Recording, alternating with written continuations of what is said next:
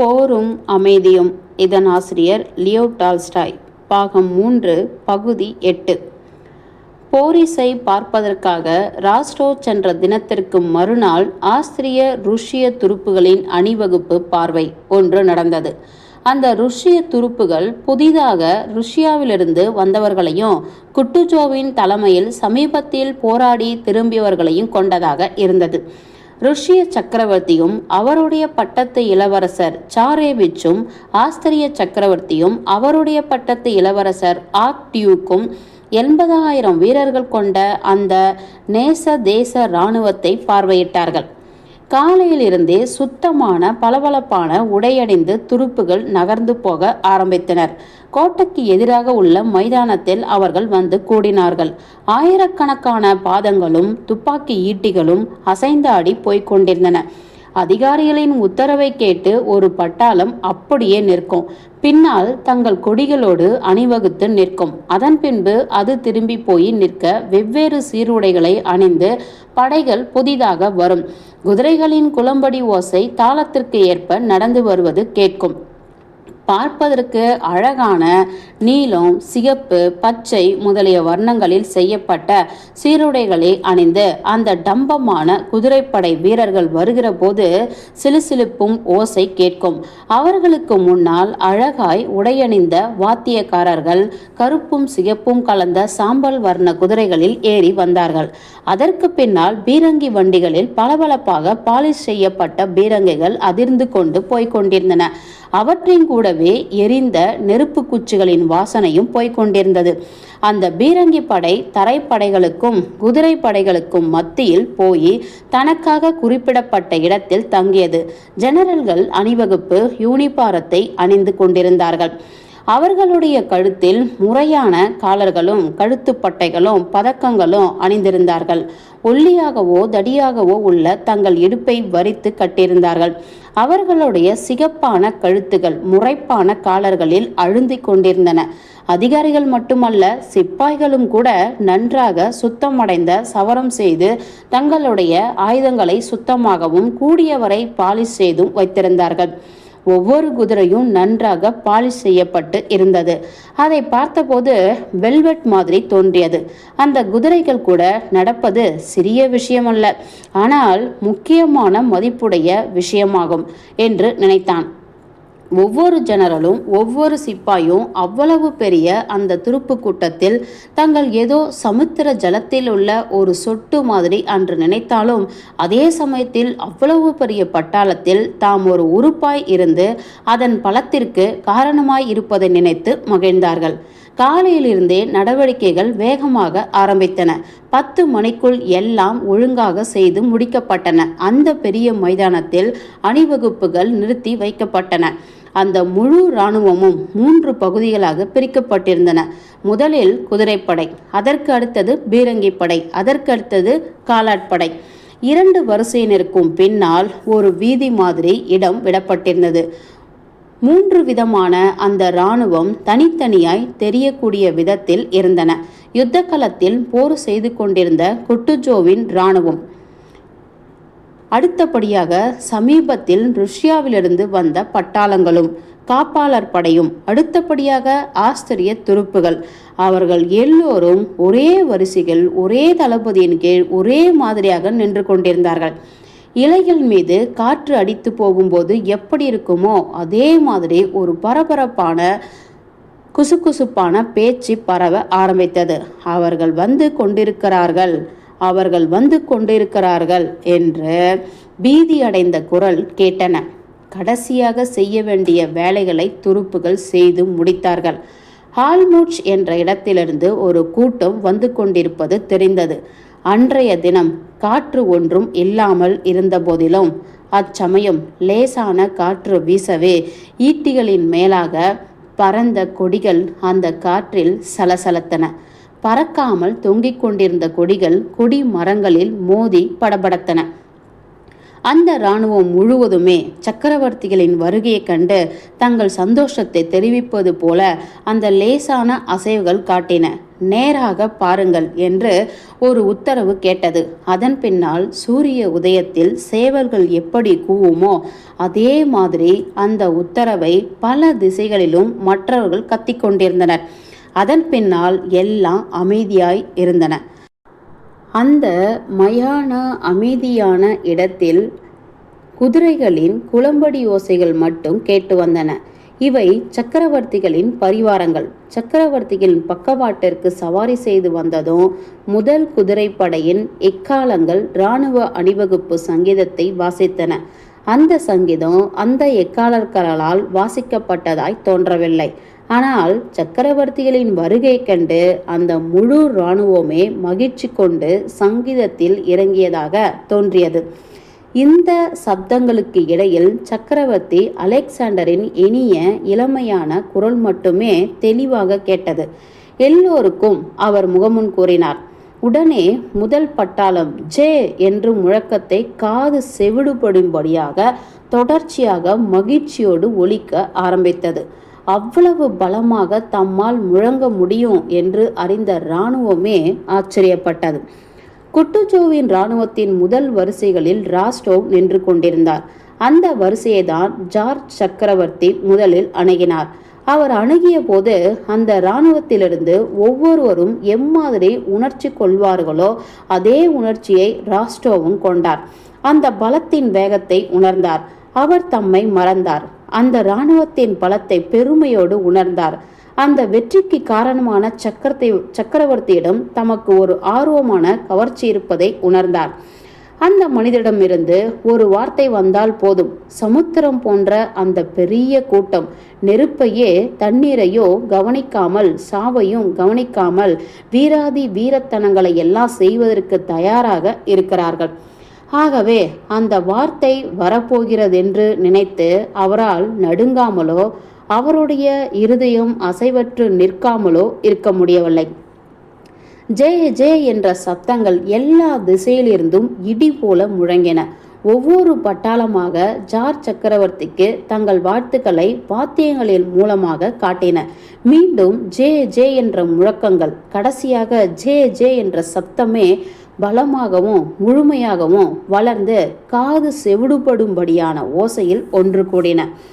George சக்கரவர்த்தி தம்மிடம் நெருங்குகிற வரையில் ஒவ்வொரு பட்டாளமும் அமைதியாகவும் அசையாமலும் உயிரற்றது போலவுமே நின்று கொண்டிருக்கும். ஆனால் அவர் சமீபத்தில் நெருங்கியதும் உடனே உயிர் பெற்ற மாதிரி இடி முழுக்கம் போல அந்த பட்டாளம் முழுவதும் ஜே முழக்கமிடும். இந்த காது செவிடாகும்படியான பயங்கரமான சப்தங்களுக்கு இடையில் கல் மாதிரி அசையாமல் நின்று கொண்டிருந்த துருப்புகளுக்கு இடையே நூற்றுக்கணக்கான குதிரைகளில் ஏறிய சேனாதிபதியின் பரிவார்த்தங்கள் சுதந்திரமாகவும் ஒழுங்காகவும் கவலை இல்லாமலும் போய்கொண்டிருந்தார்கள். அவர்களுக்கு முன்னால் அந்த 2 சக்கரவர்த்திகளும் சவாரி போனார்கள். அவர்கள் மீதான அந்த இராணுவம் முழுவதும் உணர்ச்சி பொங்கும் கவனத்தோடு பார்த்து கொண்டிருந்தன. அந்த வாலிப அழகிய சக்கரவர்த்தி அலெக்சாண்டர் காப்பாளர் படையின் யூனிபாரத்தை அணிந்து கொண்டிருந்தார். அவர் தலையில் அணிந்திருந்த தொப்பி முன்னும் பின்னும் உயரமாகவும் மத்தியில் பள்ளமாகவும் இருந்தது.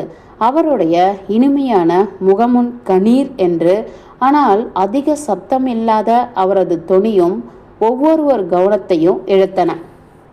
எக்காலக்காரர்களுக்கு சமீபமாகவே ராஸ்டோ நின்று கொண்டிருந்தார். ஆகையால் ஜார்ஜ் சக்கரவர்த்தியை அவருடைய கூர்மையான பார்வை அடையாளம் கண்டு அவருடைய வருகையை கவனித்து கொண்டிருந்தது. 20 அடிக்குள்ளாக அவர் வந்தபோது அந்த அழகிய சந்தோஷமுள்ள இளமையான முகத்தில் உள்ள ஒவ்வொன்றையும் அவர் நன்றாக கவனிக்க முடிந்தது. இதற்கு முன்னால் தோன்றிராத கனிவு எக்களிப்பும் அவருக்கு ஏற்பட்டது போல நினைத்தார். சக்கரவர்த்தியின் ஒவ்வொரு அசைவும் ஒவ்வொரு சாயலும் அவருக்கு கவர்ச்சிகரமாக இருந்தன. பாவ்லா கிராண்ட் குதிரைப்படையின் முன்பாக ஜார் நின்று ஆசிரிய சக்கரவர்த்தியிடம் எதையோ பிரெஞ்சு மொழியில் பேசி புன்முறுவல் கொண்டார். அந்த புன்முறுவலை பார்த்த ராஸ்டோ தம்மை அறியாமலேயே தாமும் புன்னகை கொண்டார். அப்பொழுது சக்கரவர்த்தியின் மீது அவருக்குள்ள அன்பு இன்னும் அதிகமாக பெருகியது. இந்த அன்பை எப்படியாவது காட்ட வேண்டும் என்று அவர் தவித்தார். ஆனால் அது சாத்தியமல்ல என்பதை அறிந்ததும் அழுவதற்கு கூட அவர் தயாராக இருந்தார். அந்த பட்டாளத்தின் கர்னலை ஜார் அழைத்து ஏதோ சில வார்த்தைகள் அவரிடம் சொன்னார். அடக்கடவுளே, சக்கரவர்த்தி என்னிடம் பேசினாரானால் எனக்கு எப்படி இருக்கும்? அந்த சந்தோஷத்தில் நான் இறந்து கூட போவேன் என்று ராஸ்டோ நினைத்தார். அங்கிருந்த மற்ற அதிகாரிகளிடமும் ஜார் பேசினார். உங்கள் எல்லோருக்கும் நன்றி கணவான்களே, மனப்பூர்வமாக உங்களுக்கு நன்றி தெரிவிக்கிறேன் என்று சொன்னார். அவர் சொல்லிய ஒவ்வொரு வார்த்தையும் தேவலோகத்திலிருந்து வரும் குரலைப் போல ராஸ்டோவுக்கு துணித்தது. இந்த ஜாருக்காக அதே வினாடியில் தம் உயிரையே கொடுப்பதற்கு எவ்வளவு சந்தோஷமாக இருப்பார் என்று நினைத்தார்.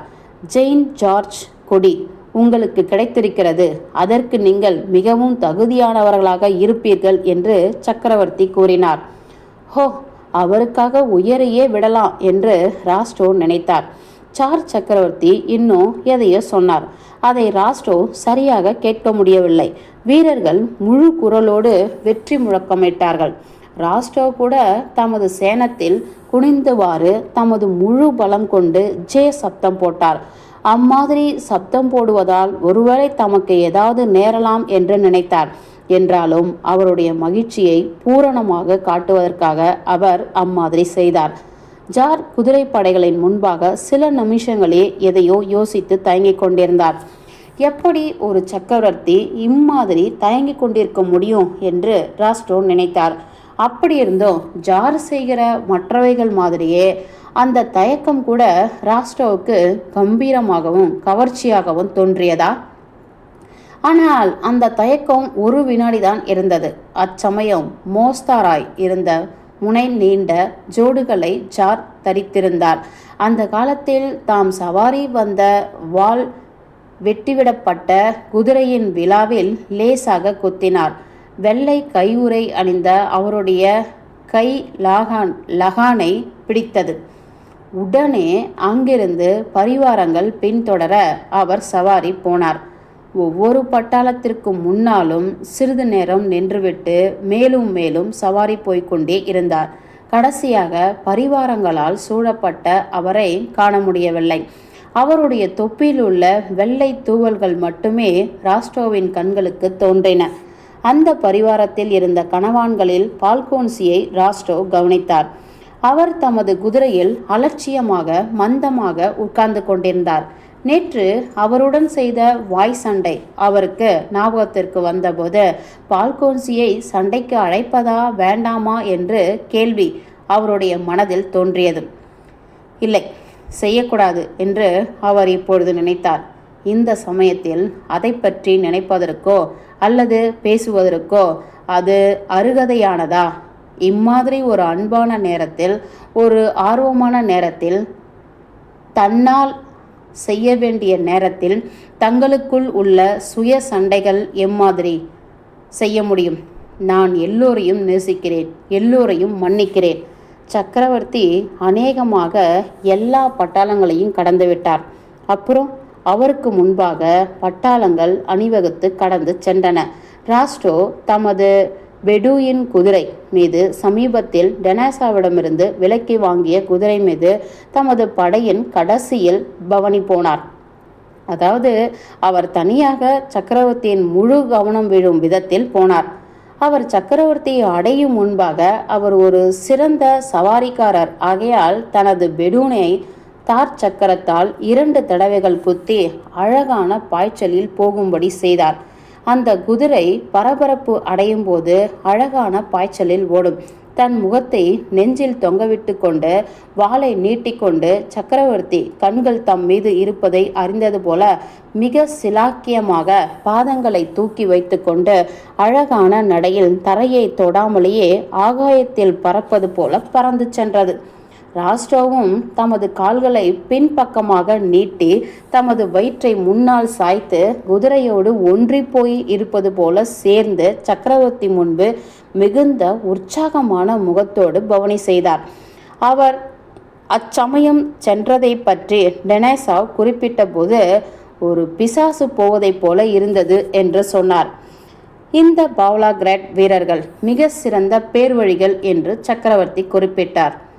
அடக்கடவுளே, அவர் இந்த வினாடியில் என்னை நெருப்பில் குதி என்று உத்தரவிட்டிருந்தால் நான் எவ்வளவு சந்தோஷமாக குதித்திருப்பேன் என்று ராஸ்டோ நினைத்தார். அணிவகுப்பு முடிந்ததும் புதிதாய் வந்திருந்த அதிகாரிகளும் குட்டுஜோவ் அதிகாரிகளும் கூட்டமாக பிரிந்து பரிசுகளை பற்றியும் ஆசிரியர்களை பற்றியும் அவர்களுடைய சீருடைகளை பற்றியும் தங்களுடைய தளவரிசை பற்றியும் போனோபார்ட்டை பற்றியும் அந்த போனோபார்ட் இப்பொழுது எவ்வளவு பெரிய தோல்வியை அடையப் போகிறது என்பதை பற்றியும் முக்கியமாக ரஷ்யாவிலிருந்து எஸ்என் துருப்புகள் அங்கே வந்து அவர்களுடன் சேர்ந்து பிற்பாடு அந்த போனோபார்ட்டுக்கு ஏற்பட போகும் கதியை பற்றியும் பேசிக்கொண்டிருந்தார்கள். ஒவ்வொரு கோஷ்டியிலையும் முக்கியமாக சக்கரவர்த்தி அலெக்சாண்டரை பற்றி பேச்சு அதிகமாக இருந்தது. அவருடைய ஒவ்வொரு வார்த்தையையும் ஒவ்வொரு அசைவையும் எக்களிப்போடு வர்ணித்து கொண்டிருந்தார்கள். அவர்களுக்கெல்லாம் ஒரே ஒரு ஆசைதான், அதாவது சீக்கிரமாக சக்கரவர்த்தியின் தலைமையில் எதிரிகள் மீது பாய வேண்டும். சக்கரவர்த்தியை தலைமை வகித்து நடத்தினால் எதிரி யாராயிருந்தாலும் அவர்களால் ஜெயிக்க முடியாதவரே கிடையாது என்பது அவர்களுக்கு நினைப்பு. அதே மாதிரி தான் ராஸ்டோவும் அங்கிருந்த அதிகாரிகளில் பலரும் அந்த அணிவகுப்பு பார்வையிடலுக்கு பின்னால் நினைத்தார்கள். 2 சண்டைகளில் ஜெயித்தவர்களுக்கு எவ்வளவு நம்பிக்கை இருக்குமோ அதைவிட அதிகமான நம்பிக்கை அவர்கள் எல்லோருக்கும் வெற்றியில் இருந்தது. பகுதி 8 முடிந்தது.